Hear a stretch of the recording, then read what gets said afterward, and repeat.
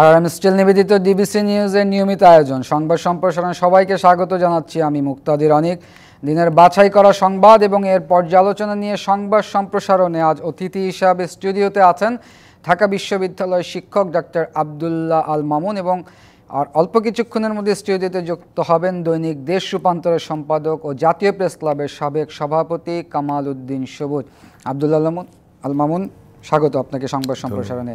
পুনের বিবেচনার আবেদন যাচাই বাছাইয়ের পর চাকরিতে যোগ দিতে পারবেন 43তম বিসিএস এর বেশিরভাগ প্রার্থী। আমি আপনাকে জনপ্রশাসন সচিবের কিছু কথা আজকে আপনাকে আমি বলছি। ফৌজদারি অপরাধ, রাষ্ট্রদ্রোহের অপরাধ স্কুল কলেজ বা বিশ্ববিদ্যালয়ের বহিষ্কৃত হয়েছিল অথবা এমন কোনো হিডেন অপরাধ করেছে যেটা সামনে আসছে, এছাড়া অন্যদের নিয়োগ প্রাপ্তি শুধু একটি প্রক্রিয়ার ব্যাপার। আব্দুল্লাহ মামুন, আপনি তো শিক্ষক, হিডেন অপরাধ কি আব্দুল্লাহ মামুন? প্রথমে অনেক ধন্যবাদ এবং দর্শকদের স্বাগত জানাচ্ছি। আমার মনে হয় যে জায়গাটা থেকে আসা উচিত, প্রথম যে আপত্তির জায়গাটা আমার, সেটি হচ্ছে যে আমরা জানি যে অক্টোবরে 99 জনের মতো বোধহয় বাদ দেওয়া হলো এবং এবারে বলা হলো যে আরও 168 জন বা 170 জনের মতো। ওনার স্টেটমেন্টের সবচেয়ে যে জায়গাটা আমার দৃষ্টি আকর্ষণ করেছে যে বাকিটা সময়ের ব্যাপার। আমার প্রশ্নটা হচ্ছে যে বিসিএস শুধুমাত্র একটি পরীক্ষা নয়, এটা অনেক বড় একটা জার্নিও যারা শিক্ষার্থী স্বপ্ন দেখেন। আর দ্বিতীয় হচ্ছে যে বিসিএস যারা পরীক্ষা দেন, প্রথাগতভাবে আমি বলছি না যে সচ্ছল পরিবারের সন্তানরা দেন না, কিন্তু মোটা দাগে বলতে গেলে যে নিম্নবিত্ত নিম্ন মধ্যবিত্ত পরিবারের সন্তানরা বেশি বিসিএস পরীক্ষা দেয় এবং অনেক বড় একটা প্রক্রিয়ার মাধ্যমে তারা নির্বাচিত হতে হয় এবং কিন্তু অর্থ একটা জড়িত এটার সঙ্গে। অন্য কোনো চাকরি না করে বেশিরভাগ শিক্ষার্থীরা আমাদের প্রস্তুতি গ্রহণ করে। আমার প্রথম যে জিনিসটি আপত্তির জায়গাটা আমার, সেটা হচ্ছে যে কেন এই বাদ দেওয়া হলো এবং কেন আবার দ্রুত এই আন্দোলন করলো বাচ্চারা এবং সেজন্য আবার কেন দ্রুত সিদ্ধান্ত পরিবর্তন করা হলো। আর দ্বিতীয় যে জিনিসটি, সেটি হচ্ছে যে আমরা যাদেরকে বাদ দিলাম, আমরা যদি যেটাকে বলছি যে ফ্যাসিস্ট, আমি আসছি অনেক আসছি, ওইটাতে আমি যাচ্ছি যে ফ্যাসিস্ট সরকার যেটাকে বলা হচ্ছে বা স্বৈরাচারী সরকার, তাদের সময় কোনো কারণ না দেখিয়ে অনেক সিদ্ধান্ত নেওয়া হয়েছে। কিন্তু আমার যে এক্সপেকটেশনটা বা আমার মনে হয় গোটা জাতির যে এক্সপেকটেশন ছিল যে যখন বলা হলো যে এটা বাদ দেয়া হচ্ছে, যেমন বলা হচ্ছে যে অনেকে পরীক্ষা দেয়নি তার জন্য বাদ দেওয়া হয়েছে, বা পুলিশ রিপোর্ট দেখা গেল আগের যেটা হতো প্রজ্ঞাপনের আগে গোয়েন্দা তথ্য থাকলে তাদের নামগুলো পাশ করলেও যেত না, কিন্তু যখন বাদ দেয়া হলো কারণটা উল্লেখ করা হলো না। এই সংস্কৃতি থেকে কিন্তু আমরা বেরোতে পারিনি। যে প্রশ্নটা আপনি সরাসরি করলেন যে কোন ধরনের অপরাধ, আমি যেটা শুনেছিলাম যে ফৌজদারি অপরাধ বা স্কুল কলেজ লেভেলে কোনো অপরাধ করে থাকলে, কোনো নোটিশ ইভেন্ট পেয়ে থাকলে, কিন্তু হিডেন শব্দটা আমি যে নিউজটা দেখেছি সেটাতে পাইনি। বাট এরকম কোনো হিডেন কোনো রকম কোনো কিছু আমরা দেখতে চাই না। কারণ হচ্ছে যেটা বললাম আমি, যে আমরা একদিকে যেমন দেখতে চাই না যে যাকে আপনি বাদ দিলেন তার শতভাগ জানার অধিকার আছে যে কেন বাদ দিলেন, সেই প্রক্রিয়াটি ফলো করা হয়নি। এটি কিন্তু সরকারের ভাবমূর্তি দারুণভাবে ক্ষুণ্ণ করেছে বলে আমি মনে করি।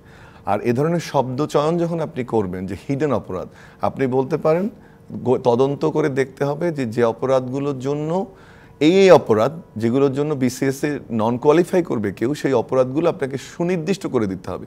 কিন্তু সেটা আপনি যদি বলেন হিডেন অপরাধ, এই শব্দ চয়ন আমি মনে করি যে সঠিক নয়, বরং এটার ক্লারিফিকেশন থাকা উচিত যে হিডেন অপরাধ আসলে এই অর্থে ব্যবহার করেছে। যদি আপনি হিডেন অপরাধ, আরেকটা জিনিস শেষ করে নেওয়া, যে হিডেন শব্দটা অন্তত এই সময় এসে এতগুলো শহীদ, এত বড় আন্দোলন, একটা ফ্যাসিজম উৎখাত, এরপরে এসে আমরা এ ধরনের আসলে শব্দতেই অভ্যস্ত হতে চাই না এবং আমি মনে করি এটি আপত্তিজনক। এবং এ ধরনের কোনো হিডেন এজেন্ডা কারো এগেনস্টে বাস্তবায়ন করা হবে বা সরকার কোনো হিডেন কারণে কাউকে বাদ দিবে, সেটি যেন না হয়। এটি যেন জনসম্মুখে প্রকাশ করা হয়। যাকেই বাদ দেওয়া হোক, আমি এটা জোর দাবি জানাই যে যাকেই বাদ দেওয়া হবে তাদের যেন বলা হয় যে এই কারণে বাদ দেওয়া হচ্ছে। এটা আরেকটি কারণ আছে, আমি কেন বললাম এটা সহজ। এখন উনি বলছেন বাকিদের নিয়োগটা সময়ের ব্যাপার মাত্র, এবং ওনাকে প্রশ্ন করা হয়েছে যে আপনি কি তাহলে কত পার্সেন্ট মনে করেন আবার ঠিক হয়ে যাবে, অর্ধেক বা তার বেশি? উনি বলছেন অধিকাংশ।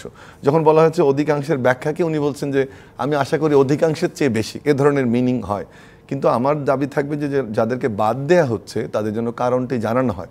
আমরা ওই সংস্কৃতিতে ফিরতে চাই না যে গুমের মতো যে হারিয়ে গেছে বা গ্রেপ্তার করে নিয়ে যাওয়া হয়েছে, ধরে নেওয়া হয়েছে, চাকরি হয়নি, এটি যেন না হয়। এটা যেন জানানো হয় যে তাকে এই কারণে চাকরি দেওয়া হয়নি। আরও সুবিধাটা এজন্য হলো যেহেতু অধিকাংশ নিয়োগ হয়ে যাবে, ধরে নিচ্ছি যে 10% বা 20% নিয়োগ হবে না, তাদেরকে যেন কারণটি উল্লেখ করা হয়, কারণ সে যেন জানতে পারে যে তার প্রতি জাস্টিস হয়েছে, যেন জাস্টিসটা তার এগেনস্টে ডিনাই না হয়।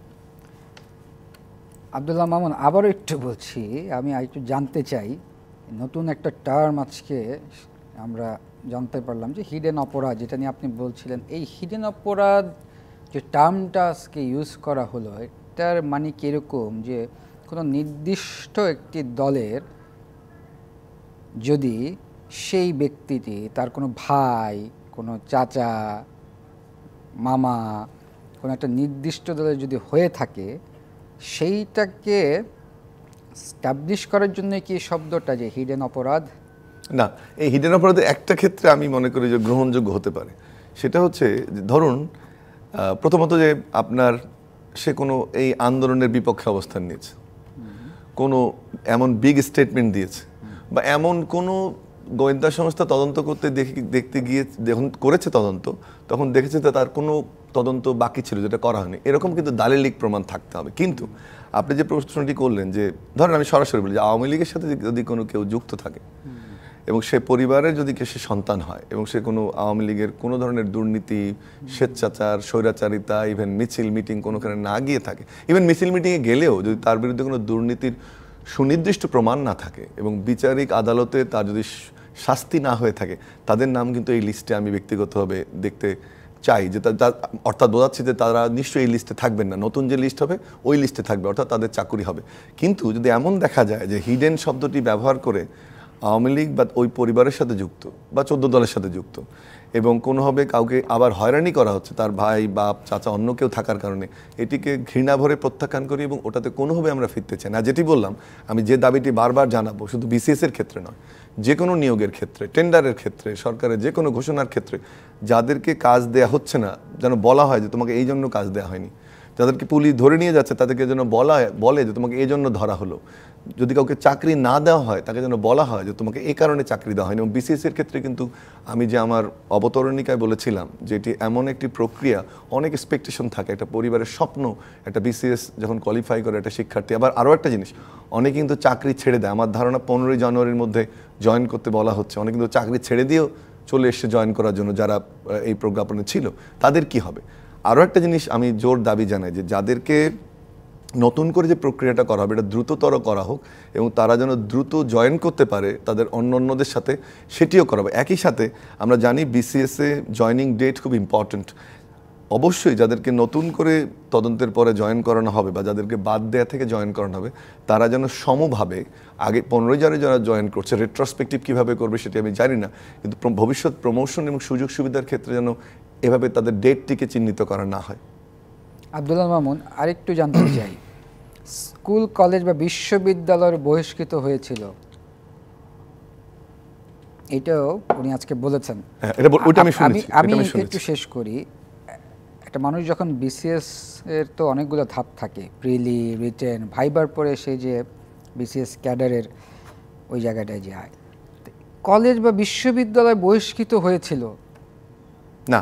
কলেজ বিশ্ববিদ্যালয় আমার মনে হয় আরেকটি টার্ম আমরা যুক্ত করা উচিত ছিল যে কলেজ বিশ্ববিদ্যালয় বহিষ্কৃত হয়েছে কিন্তু কোনো অপরাধের কারণে, ফৌজদারি অপরাধ, এবং সেই শাস্তিটা কিন্তু প্রমাণিত হবে। কেউ যদি তার এলিগেশন আসে, কোনো ধরেন বহিষ্কার হলো কোনো কারণে, একটা এলিগেশনের কারণে সাময়িকভাবে স্থগিত হলো, কিন্তু এখন যে জায়গাটায় এই শব্দটাকে প্রয়োগের ক্ষেত্রে আমার ঘোর বিরোধিতা থাকবে সেটি হচ্ছে যে যদি ছাত্রলীগের কোনো সরাসরি কর্মী হয় এবং কোনো প্রতিষ্ঠান থেকে বহিষ্কারও সে হয়, যদি সম্ভবত এই দিকটাতেই মিন করা হয়েছে ওখানে যে এই আন্দোলনে ছাত্রলীগের কর্মী ছিল, তার বিসিএস হয়েছে এবং তাতে দেখা গেল যে কোনো শিক্ষা প্রতিষ্ঠান তাকে বহিষ্কার করেছে, অবশ্যই সে যদি এই আন্দোলনের বিপক্ষে দাঁড়িয়ে থাকে, তার শিক্ষা জীবনে যদি এমন কোনো অপরাধ সে করে থাকে যে কারণে তার বহিষ্কার হওয়া উচিত এবং শাস্তি পাওয়া উচিত, সেটা ছাত্রলীগ হিসেবে হোক, সাধারণ শিক্ষার্থী হিসেবে হোক, সেটি অবশ্যই সে বিসিএস এর চাকরির যোগ্যতা রাখে না। দুটো জিনিস এখানে, একটা হলো যে তাহলে এটা আগে হয়নি কেন, মানে মেরিট থাকলেও সে মেরিট থাকলে অবশ্যই তার চাকরি থাকবে না। যদি তার মেরিট থাকে যে সে একটা কেসের কোনো আসামি, তাহলে সাসপেন্ড থাকা উচিত। তো ছাত্রলীগ করেছে না, প্রক্রিয়াটা স্বচ্ছ হতে হবে, স্বচ্ছ হতে হবে। যে যদি কোনো এলিগেশন থাকে, এখনো বিচার শেষ না হয়, তাহলে আমি মনে করি অ্যাটলিস্ট স্থগিত থাকতে পারে, কিন্তু তাকে বাদ দেওয়াটা অন্যায়। কারণ কাউকে আপনি একটা কেস ফাইল করা কাজ, এলিগেশন আনা আর সেই এলিগেশন প্রমাণ হওয়া কিন্তু ভিন্ন জিনিস। আপনি এলিগেশন আনছেন, ম্যাক্সিমাম ক্ষেত্রে 4 মাসে যেটা হয়েছে বেশ কিছু বিশ্ববিদ্যালয় বা কলেজের ক্ষেত্রে যে বহিষ্কার করা হয়েছে, কিন্তু তার বিরুদ্ধে আনিত অভিযোগ যতক্ষণ কোর্টের মাধ্যমে প্রমাণিত না হয় সে তো অভিযুক্ত না। সেটাকে সামনে দেখিয়ে, যদি সেই বহিষ্কারকে সামনে দেখিয়ে একজন বিসিএস কোয়ালিফাই করাকে আপনি বাদ দেন, সেটি কোনোভাবে গ্রহণযোগ্য না। কিন্তু যদি এমন অপরাধ সে করে থাকে যেখানে আমলযোগ্য অপরাধ, বিচারের প্রক্রিয়া চলমান থাকবে, তাহলে স্থগিত থাকবে, ওই প্রক্রিয়া শেষ হওয়ার পরে সে তার যোগ্যতা অর্জন করবে। তাহলে আগে যে ডিসিশনটা নেওয়া হয়েছিল, তাহলে এটা কি ভুল? দুটো জিনিস আমি মনে করব ঠিক হয়নি। সেটি হচ্ছে, এ ধরনের চিন্তাগুলো প্রজ্ঞাপনটি প্রকাশ করার আগেই করা উচিত ছিল। 2, আপনি কিন্তু একটি আন্দোলনকে উস্কে দিলেন এবং দেখাচ্ছেন বারবার সরকার যে রাস্তায় দাঁড়ালে সফলতা আসে। এটি কিন্তু সরকারের জন্য ভালো নয়, মঙ্গলজনক নয়। আর সবচেয়ে বড় কথা, মানুষের জন্য নয়। প্রতিদিন ঢাকার রাস্তায় যে পরিমাণ যানজট হচ্ছে, যেখানে সেখানে মানুষ দাঁড়িয়ে যাওয়ার জন্য, এবং সেখানে যদি দেখা যায় যে আপনারই একটি সিদ্ধান্ত আপনি পাল্টাচ্ছেন, কেন? যে সেটি একটি ভুল সিদ্ধান্ত, তাহলে কিন্তু আপনি আন্দোলনকে এক ধরনের বৈধতা দিচ্ছেন, যে আন্দোলন করলে যে কোনো সমস্যা সরকার মেনে নেয় এবং সেটাকে রিভিউ করে। আমি রিলেট করি, যদিও দুটো ঘটনা একেবারেই ভিন্ন এবং অত্যন্ত শ্রদ্ধা ভরে আমি জিনিসটাকে বলছি। তারপরেও শহীদ মিনারে যে ঘটনাটা ঘটছে, আপনার নিউজে ছিল যে বিডিআর বিদ্রোহে, তার নেচার কি বা কি হবে না হবে, তার জন্য কিন্তু কমিশন একটা গঠন করা হয়েছে। আমরা এটা নিয়ে আলোচনা করব। হ্যাঁ, আলোচনা করব। তাহলে কি হচ্ছে, আপনি কোনো আন্দোলনকে যদি ইনভাইট করে, আপনি ইনভাইট করলেন প্রথম, এটি প্রয়োজন ছিল না। আপনি যত ধরনের স্ক্রিনিং, আপনি তো এটা কয়েকদিন পরে প্রকাশ করলে কোনো অসুবিধা ছিল না। আপনার যত ধরনের আলোচনা, যত ধরনের ইস্যুজ আপনি নিয়ে তারপরে প্রজ্ঞাপনটা করেন, প্রজ্ঞাপনটা আগে করেন। প্রজ্ঞাপন করে ইউ হ্যাভ ইনভাইটেড মুভমেন্ট, আপনি মুভমেন্ট করলেন, এই যারা বঞ্চিত হয়েছে তারা আন্দোলন করলো। আপনি আবার আজকে মাত্র 3 দিন হলো, আজকে আবার আপনি তাদেরটা বলছেন যে আমরা রিভিউ করবো এবং বলে দিচ্ছেন অধিকাংশগুলো হবে। এটা কিন্তু একটা উইক গভর্নেন্সের উদাহরণ। সেটি সৃষ্টি করা কিন্তু গভর্নমেন্টের জন্য মঙ্গলজনক হলো না। এটি এমনি আমরা নানান ধরনের অস্থিতিশীলতা দেখছি। এ ধরনের ইস্যু যদি এমনই হয় যে আপনি অধিকাংশকে আবার অ্যালাউ করবেন, তাহলে আপনি কেন প্রজ্ঞাপনের আগে সেটি করলেন না? সেটিও কিন্তু খুব দুঃখজনক। ধন্যবাদ আব্দুল্লাহ মামুন। আমরা বিডিআর নিয়ে আপনি কথা বলছিলেন, বিডিআর এর বিষয়ে একটু আমরা আলোচনা করি। সেটা হচ্ছে, এই বিডিআর এর দিয়ে এটি কমিশন গঠন হয়েছে, তারপরেও কিছু দাবি দাওয়া নিয়ে শহীদ মিনারে অবস্থান করছিলেন স্বজনেরা। এবং কালকে আপনি জানেন যে আলিয়া মাদ্রাসায় যে বিডিআর এর মেকশিফট যে কোর্টটা আছে, সেখানে ভাঙচুর এবং অগ্নিকাণ্ডের মতো ঘটনা ঘটেছে। আপনি কি এখানে, মানে এই ঘটনায় কিসের ইঙ্গিত বহন করে? দেখুন, বিডিআর, এটা আমরা অনেকদিন আগের ঘটনা একটু যদি রিক্যাপ করি, আমরা যে বিডিআর বিদ্রোহের যে মেইন ইস্যুটা তখন বিচার করতে গিয়ে সামনে আসলো, সেটি হচ্ছে যে সেখানে ভৎসনা বা 7 বছরের সর্বোচ্চ, ভৎসনা থেকে শুরু করে 7 বছরের সর্বোচ্চ শাস্তি ছিল। আর আমরা আরেকটা জিনিস জানি যে বিডিআর এর ডিজির নেতৃত্বে তখন একটি আদালত গঠিত হয় ইন্টারনাল বাহিনীর বিচারের জন্য। এবং এখন যারা এই অধিকাংশ 7 বছরের জেল তখন হয়েছিল, এটি সর্বোচ্চ ছিল। এবং এখন যারা কথা বলছে, যতটুকু পত্রিকায় দেখছি আমরা, যে তাদের ওই যে কোর্টের যাদের ভার্ডিক্টের কারণে শাস্তি হয়েছিল, তারা কিন্তু বেশি করে ভয়েসটা রেজ করছে। আর একটা জিনিস তখন থেকে একটা আলোচনা ছিল যে এই যে আমরা যাদের বিচার করছি, তার বিচারটা কি বিস্ফোরকের, তার বিচারটা কি মৃত্যুদণ্ডের, নাকি তার বিচারটা বিদ্রোহের? এই ডিবেটটি কিন্তু তখনও ছিল যে আপনি কোন প্রক্রিয়া। আমরা শুনবো, আমাদের একটি বিরতির সময় হয়েছে, বিরতি থেকে ফিরে এসে আমরা আরও আলোচনা করব বিডিআর এর এই বিষয়টি নিয়ে। প্রিয় দর্শক, RRM স্টিল নিবেদিত সংবাদ সম্প্রসারণের একটি বিরতির সময় হয়েছে, সঙ্গেই থাকুন। বিরতির পর আবারও স্বাগত। RRM স্টিল নিবেদিত সংবাদ সম্প্রসারণের স্টুডিওতে আছেন দৈনিক দেশ রূপান্তরের সম্পাদক কামাল উদ্দিন সবুজ এবং ঢাকা বিশ্ববিদ্যালয়ের শিক্ষক ডাক্তার আব্দুল্লাহ আল মামুন।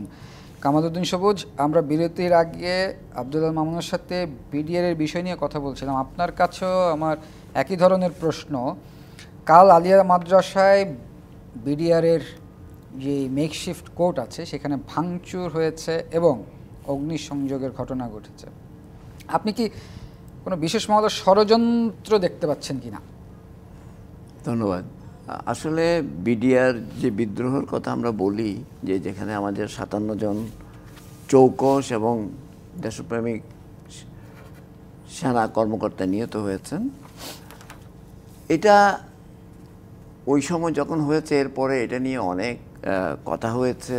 মনে করেন এর আগে যেই সরকার ছিল, তারা এই যে বিচারটা করেছে এবং সেই বিচার আর পরে দেখা গেছে যে সেই বিচারটা প্রশ্নবিদ্ধ হয়ে গেছে এবং এটা তখন হয়তো অনেক কিছু বলার সুযোগ ছিল না নানা কারণে এবং এইটা বিস্তারিত বলতে গেলে অনেক লম্বা কথা বলতে হবে, আমি সেটাতে যাব না। এখন দেখেন পরিবর্তিত পরিস্থিতিতে এবং অলরেডি একটা এটার উপরে বিদ্রোহের একটা কমিশন হয়েছে মেজর জেনারেল ফজলুর রহমানের নেতৃত্বে এবং কমিশন কাজও শুরু করেছে। এর পরে দেখেন 5 তারিখের পরে বিডিআর বিদ্রোহে যেসব সেনা কর্মকর্তা নিহত হয়েছেন তাদের পরিবার পরিজন, স্ত্রী এবং সন্তানরা কিন্তু নানা কথা বলেছে, আমাদের সোশ্যাল মিডিয়াতেও তো বলছেই এবং এর বাইরেও বলছে।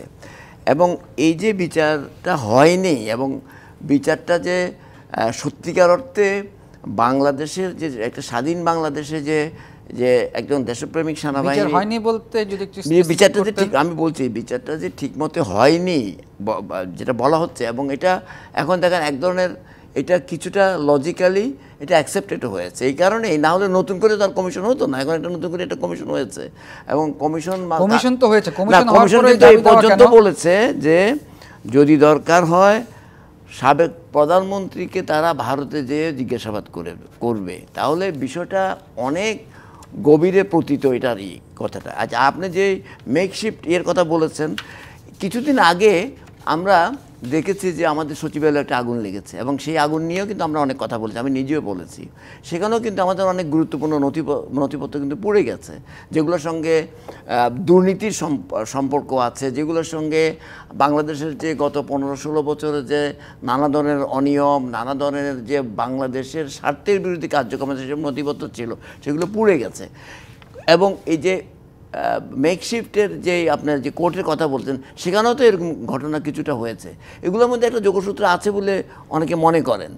কথাটা হচ্ছে যে বাংলাদেশকে এই যে 5ই আগস্টের পরে আমরা বাংলাদেশের আমরা যে নতুন এক বাংলাদেশের কথা বলছি, সেই এই নতুন বাংলাদেশের যে গণতন্ত্রের প্রতিষ্ঠা বা আমাদের আইনের শাসন, এই যে সব কিছু এবং যে বিচারহীনতার যে একটা সংস্কৃতি চালু হয়েছিল গত 16 বছর ধরে, সেগুলোকে ঠিক করার জন্য যেসব উদ্যোগ নিয়েছে বর্তমান সরকার এবং অন্যান্য রাজনৈতিক দলগুলো বিভিন্ন ধরনের দাবি দাওয়া পেশ করছে, সেগুলোর বিরুদ্ধে এগুলো অত কোনো কাজ বলে হয়তো আমার কাছে অনেকের কাছে মনে হয়, আমার কাছেও অনেকটা তাই মনে হয়।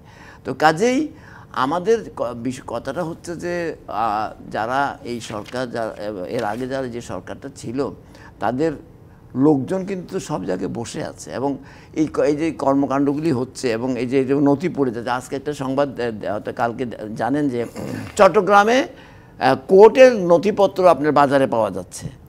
এই যে বিষয়গুলো, এগুলো তো খুবই গুরুত্বপূর্ণ একদিক থেকে, এই জন্য যে সর্ব জায়গায় যারা এইসব বিচারহীনতার পক্ষে ছিল, যারা দুর্নীতির সঙ্গে জড়িত ছিল, যারা এই ধরনের বাংলাদেশের স্বার্থের বিরুদ্ধে বিভিন্ন কর্মকাণ্ড হয়েছে, সেগুলোর যে গুরুত্বপূর্ণ নথিপত্র আছে, সেগুলোর যে আপনার ডকুমেন্টসগুলি আছে, সেগুলোকে ডেস্ট্রয় করে দিচ্ছে যাতে তারা এই জিনিসগুলি বের করতে না পারে। কারণ এগুলো নিয়ে তো কমিশন হচ্ছে, এগুলো নিয়ে তদন্ত হবে, এই জন্যই এগুলো হচ্ছে বলে মনে হচ্ছে, আপাতত দৃষ্টিতে মনে করা হচ্ছে। ধন্যবাদ কামরুদ্দিন সবুজ। আব্দুল আল মামুন, বিডিআর প্রসঙ্গে আরেকটা প্রশ্ন আমি আপনাকে করতে চাই।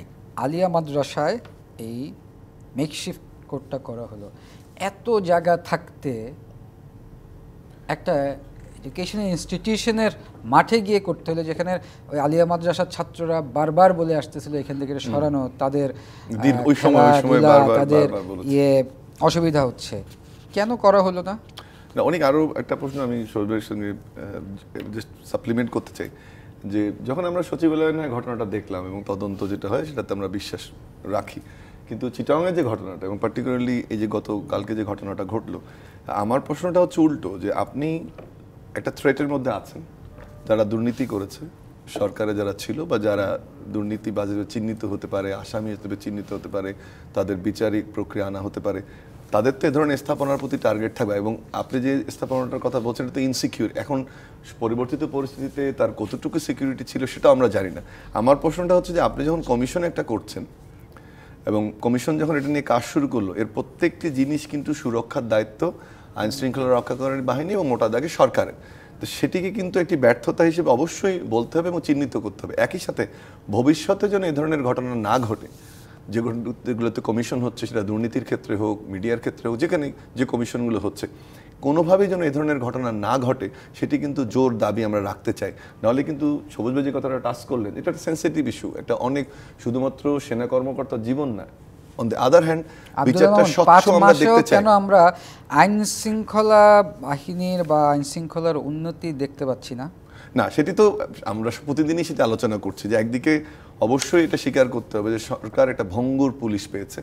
তার থেকেও বড় কথা হচ্ছে যে মানসিকভাবে বিপর্যস্ত, এবং পুলিশ স্বাভাবিকভাবে যে কাজ করতো হুমকি ধামকি দেখিয়ে বা যে প্রক্রিয়ায় একটা মানবিক পুলিশ বা একটা পিসফুল পুলিশিং যেটাকে আমরা বলি, তার বাইরে গিয়ে এবং কোনো জবাবদিহিতা ছিল না। ওটা থেকে হঠাৎ করে যখন আমরা পুলিশকে একটা সুন্দর কাঠামোর মধ্যে আনার চেষ্টা করছি বা একটা প্রো পিপল পুলিশ ডেভেলপমেন্টের কথা চিন্তা করছি, একই সাথে আবার সাধারণ মানুষও কতটুকু একটু পুলিশকে মানছে সেটিও একটা বিষয়, সেটি সবচেয়ে বড় একটি কারণ। দ্বিতীয় হচ্ছে যে পুলিশে যে রিফর্মটা আমরা এক্সপেক্ট করেছিলাম, সেই রিফর্মটা কি হয়েছে? আমরা প্রায় পত্রিকায় দেখছি যে পুলিশ হেডকোয়ার্টারে বলেন, পুলিশের বিভিন্ন অধিদপ্তর পরিদপ্তরে বলেন, প্রত্যেকটি জায়গায় যারা বিভিন্ন সময়ের বেনিফিশিয়ারি তারা এখনো বসে আছে। এই জিনিসগুলো কিন্তু একটা অনেক বড় কারণ যে পুলিশ সক্রিয় না হয়। আরো একটা জিনিস বলি, আরো একটা জিনিস কিন্তু দৃষ্টিকটু, যে অথবা যারা বঞ্চিত বিভিন্ন সময় হয়েছে, তারা এখনো প্রাইস পোস্টিং যেগুলো এসপি সহ বিভিন্ন গুরুত্বপূর্ণ পদে, তারা কিন্তু সেই সব পোস্টিং না পেয়ে দেখা যাচ্ছে যে যারা আগে বেনিফিট পেয়েছে তারাই আবার পোস্টিংগুলো পাচ্ছে। এটিও কিন্তু সবচেয়ে অনেক বড় গুরুত্বপূর্ণ বিষয়। আপনি যদি সঠিক, যেমন আরেকটা জিনিস দেখেন যে এখন যে ফেসবুকে গভর্নমেন্টের এগেনস্টে প্রপাগান্ডা হচ্ছে বা বিভিন্ন সাইবার অ্যাটাকের কথা বলা হচ্ছে, তাহলে যে সাইবার ইউনিটের যারা দায়িত্বে আসবেন তাদেরকে স্ট্রং থাকতে হবে, অথবা যাদের এই হটলাইনগুলো সার্ভিসের ক্ষেত্রে একটা স্ট্রং সিচুয়েশন বা যারা নেতৃত্ব দিতে পারবে এরকম থাকতে হবে। তদন্ত শাখায় এমন কাউকে নিতে হবে যারা সক্রিয় ভূমিকা রাখতে পারবে। এসপি হিসেবে যাদেরকে আপনি নিয়োগ দিবেন তারা ওরকম ক্যারেক্টারের হতে হবে যারা আগে বঞ্চিত হয়েছে, বা যারা ভালো পুলিশ তাদেরকে নিয়োগ দিতে হবে। কিন্তু আপনি দেখেন সবগুলো ক্ষেত্রে কিন্তু প্রশ্ন উঠছে, তাহলে আইনশৃঙ্খলা পরিস্থিতি আপনি উন্নতি করবেন কিভাবে? সেই জিনিসটা সরকারকে তো সেই সিদ্ধান্তগুলো নিতে হবে। আমরা সরকার কোনো কাজ করছে না এই ডিসকোর্সটা এস্টাবলিশ করা অন্যায়। অবশ্যই সরকারকে অনেক ফ্রন্টে কাজ করতে হচ্ছে, সরকার বিভিন্ন জায়গায় ভালো ভালো পদক্ষেপ নিচ্ছে। আমরা দেখতে পাচ্ছি যে এই যে চালের দাম কদিন যেভাবে বাড়লো, একটু আমরা দেখছি কিছু কিছু পদক্ষেপ নেওয়া হচ্ছে। আজকে বাণিজ্য উপদেষ্টা কিছু মিটিং করেছেন, অবশ্যই ভালো ভালো কাজ হচ্ছে বিভিন্ন ফ্রন্টে, কিন্তু আইন শৃঙ্খলা জায়গাটা না। আইন শৃঙ্খলা এবং বাজার এই দুটো ইস্যুতে অবশ্যই সাধারণ মানুষের যে এক্সপেকটেশন ছিল বা যতটুকু অনেক যত 4 মাসের বা 5 মাসের সরকারের যে অর্জন, সেটির কিন্তু ভুলণ্ঠিত হচ্ছে। অনেকগুলো ভালো কাজ সরকার করেছে শুধুমাত্র আইন শৃঙ্খলা পরিস্থিতি এবং দ্রব্যমূল্যের কারণে। এটি অবশ্যই এটা না, মানে আমরা যেগুলো দেখতে চাচ্ছিলাম যে ক্যারিসমা শো করবে আইন শৃঙ্খলা পরিস্থিতি এবং বাজার ব্যবস্থাপনার ক্ষেত্রে, সেটি কিন্তু হচ্ছে না। আরেকটি কথা আমি প্রায় প্রতিদিন টক শোতে বলছি, স্বাভাবিক পরিস্থিতিতে স্বাভাবিকভাবে সরকার পরিচালনার একটা প্রচেষ্টা হচ্ছে, সেটি ঠিক নয়। কামালউদ্দিন সবুজ কেন পারছে না আইন শৃঙ্খলা বাহিনী এবং বাজার সিন্ডিকেট নিয়ন্ত্রণে এখনো? আমি এই প্রশ্নের উত্তর যাওয়ার আগে আমি একটু আগের যে কথাগুলি বলছিলাম একটু অ্যাড করি। সেটা হচ্ছে আমাদের যদি শস্যের মধ্যে ভূত থেকে যায় তাহলে কিন্তু আমরা সব জায়গায় কিন্তু এই ধরনের ডিজাস্টার দেখতে পাবো। কারণ এর আগের ইয়েতে আমি টক শোতে মানে বেশ কয়েকদিন আগে আমি কথাটা বলছিলাম যে যখন সচিবালয়ে আগুন লাগলো, এই আগুনটা কিন্তু এরকম হঠাৎ করে বাইরে থেকে কেউ এসে এরকম একটা প্রটেক্টেড জায়গার মধ্যে এসে কেউ এসে এরকম আগুন লাগাতে, অফিশিয়াল রিপোর্ট তো বলছে শর্ট সার্কিট, সেটা করেছে, কিন্তু সেটা with all due respect, this is the government version. এটা বাংলাদেশের বেশিরভাগ মানুষ বিশ্বাস করছে না। This is the public perception. Perception is very important. আমি সেই আলোচনায় আর বিস্তারিত যাচ্ছি না। আমি যেটা বলতে চাচ্ছি যে যেহেতু আগে যেটা বললাম যে শস্যের মধ্যে যদি ভূত থেকে দেয়, এবং এটা আছে, না হলে প্রত্যেক জায়গায় পতিত সরকারের লোকজন কোনো না কোনো ফর্মে বসে আছে এবং তাদের সহযোগিতায় এই কাজগুলি হচ্ছে। এবং এই একই কাজ এটা প্রসঙ্গে আমি বলতে চাই যে আজকে যে প্রশ্নটা করলেন আপনি যে আইন শৃঙ্খলা কেন উন্নতি হচ্ছে না, সেখানেও কিন্তু এই প্রশ্নটা জড়িত। কারণ এদের দুইটা জিনিস জড়িত। একটা হলো এদের লোকজন অনেক জায়গায় বসে আছে, তারা কিন্তু গত সরকার একটা যে সমস্যাটা যেটা হয়েছে, বাংলাদেশের প্রশাসন বলেন, বাংলাদেশের আইন শৃঙ্খলা মানে অ্যাকসেপ্টিং এ ফিউ, এমনভাবে তারা তাদের মনস্তত্ত্বকে তৈরি করে ফেলেছে, তারা আর প্রজাতন্ত্রের কর্মচারী নাই, জনগণের সেবক হিসেবে না, এবং তাদেরকে আপনি আর কারেক্ট করতে পারবেন না। তারা এখন ঘাপটি মেরে বসে আছে, যখনই সুযোগ পাবে তখনই ছবল দিবে। আসছি একটা জিনিস যা শেষ করি, আমার কথাটা হচ্ছে আপনি যতক্ষণ পর্যন্ত এই গভর্নমেন্ট হয়তো চেষ্টা করছে কিছু কিছু, কেন বারবার এটা হোঁচট খাচ্ছে, এখানে কিন্তু এটা নির্মম শোনা যাবে না, আপনাকে ওভারহলিং করতে হবে, তাদেরকে রিপ্লেস করতে হবে। কারণ আপনি এই ব্যুরোক্রেসি দিয়ে, আমি সবার কথা বলছি না, পতিত সরকারের, কারণ তাদের পক্ষে আর ওই মেন্টাল মেকআপ তৈরি করাই সম্ভব না যে আমরা বিরতি থেকে ফিরে আবার শুনবো। প্রিয় দর্শক, স্টিল নিবেদিত সংবাদ সম্প্রসারণের একটি বিরতির সময় হয়েছে, সঙ্গেই থাকুন। বিরতির পর আবারও স্বাগত। স্টিল নিবেদিত সংবাদ সম্প্রসারণ স্টুডিওতে আছেন কামাল উদ্দিন সবুজ এবং ডক্টর আব্দুল্লাহ আল মামুন। আমরা একটু দেখে নিই আন্তর্জাতিক গণমাধ্যমের আজকের প্রধান শিরোনাম। BBC, fire rages in Los Angeles with whole communities destroyed. এবার একটু CNN দেখে। Most destructive blaze in Los Angeles, history rages on as new fires break out. Reuters, California fires, Hollywood Hills burn as Los Angeles engulfed by the big one. Al Jazeera, death toll from Israel's war on Gaza surpasses 46,000. দেখে নিচ্ছিলাম আন্তর্জাতিক গণমাধ্যমের সংবাদ শিরোনামগুলো। কামাল উদ্দিন সবুজ, আজকে মির্জা ফখরুল একটি কথা বলেছেন, ক্ষমতায় টিকে থাকার অসুস্থ প্রতিযোগিতা শুরু হয়েছে। মির্জা ফখরুল কাদের মিন করলেন এটা? এটা আসলে উনি এই কথাটা বলেছেন এখন, যেটা আসলে 5 তারিখের পরে আমরা যেটা দেখেছিলাম, 5 তারিখের যে গণ অভ্যুত্থানটা হয়েছে তখন কিন্তু ঐক্যটা কিন্তু ছিল ব্রডলি। ওই ঐক্যটা হচ্ছে যে একটা ফ্যাসিবাদী সরকারকে সরাতে হবে, সেখানে বিএনপিও ছিল, অন্যান্য রাজনৈতিক দলও ছিল, ছাত্র জনতাও ছিল, বাংলাদেশের বেশি মানুষ ছিল। এরপরে যখন নতুন সরকার পরিবর্তিত পরিস্থিতি আসলেন, এরপরে আস্তে আস্তে আমরা কিছু কিছু বিষয়ে আমরা কিছু দূরত্ব বাড়তে দেখলাম, এবং সেটার সেই পথ পরিক্রমে হয়তো এখন ফখরুল সাহেব কথাটা বলেছেন। সেটার মধ্যে আমরা দেখলাম ছাত্রদের বিভিন্ন সময় বিভিন্ন কথা, যে বৈষম্যের বিরুদ্ধে ছাত্ররা কথা বলছে। অলরেডি আমরা জানি যে 3 জন ছাত্র প্রতিনিধি এই সরকারের উপদেষ্টা হিসাবে আছেন, তারাও বিভিন্ন সময় বিভিন্ন কথা বলেছেন। সবচেয়ে বড় রাজনৈতিক দল বাংলাদেশ জাতীয়তাবাদী দল বিভিন্ন সময় তারাও কথা বলেছেন। অসুস্থ প্রতিযোগিতা। তারা একটি কথা কিছুদিন আগে জনাব রিজভী সাহেব বলেছিলেন যে গোয়েন্দা সংস্থার মাধ্যমে একটি দল গঠন করার প্রচেষ্টা চালানো হচ্ছে, এবং এটার সঙ্গে কিন্তু যোগসূত্র আছে। কিন্তু বর্তমানে যারা ক্ষমতায় আছেন তারা ডক্টর ইউনূসের নেতৃত্বে সেখানে ছাত্রদের বিষয়টা একটা গুরুত্বপূর্ণ একটা বিষয়। তারা যেমন আপনার একটা ঘোষণাপত্রের কথা বলেছেন। মির্জা ফখরুল ছাত্রদের মিন করলেন এই কথা? আমি সেটা বলছি না, আমি বলছি যে উনি তো পরিষ্কার করেন নাই আমার কথা। আমি মানে কিছুটা বিশ্লেষণ করার চেষ্টা করছি। সেটা হচ্ছে যে ছাত্রদের সঙ্গে ওনাদের যে বিভিন্ন বিষয়ে দূরত্ব দেখা যাচ্ছে সেটা একটা হইতে পারে। এছাড়া হইতে পারে ছাত্রদের পিছনে যদি অন্য কেউ থেকে থাকে, সেটা অদৃশ্য শক্তি আছে কিনা আমি জানি না, তারা হতে পারে। এখানে তো স্পেসিফাই করা ভেরি ডিফিকাল্ট। আরেকটা হতে পারে যে যেমন মাঝে মাঝে জামাতের সঙ্গে বিএনপির অনেক কিছু আমরা দেখতে পাই। যেমন আজকে বিএনপি স্ট্যান্ডিং কমিটির সদস্য মেজর হাফিজ কিন্তু জামাতের বিরুদ্ধে কথা বলেছেন। তো কাজেই বিষয়গুলো হচ্ছে জামাতেরও একটা হিসাব আছে, আবার বিএনপির একটা হিসাব আছে। বিএনপি যেটা চায় যে একটা দ্রুত সময় একটা নির্বাচন যদি হয়, একটা রাজনৈতিক সরকার যদি প্রতিষ্ঠিত হয়, অনেক সমস্যার সমাধান হয়ে যাবে।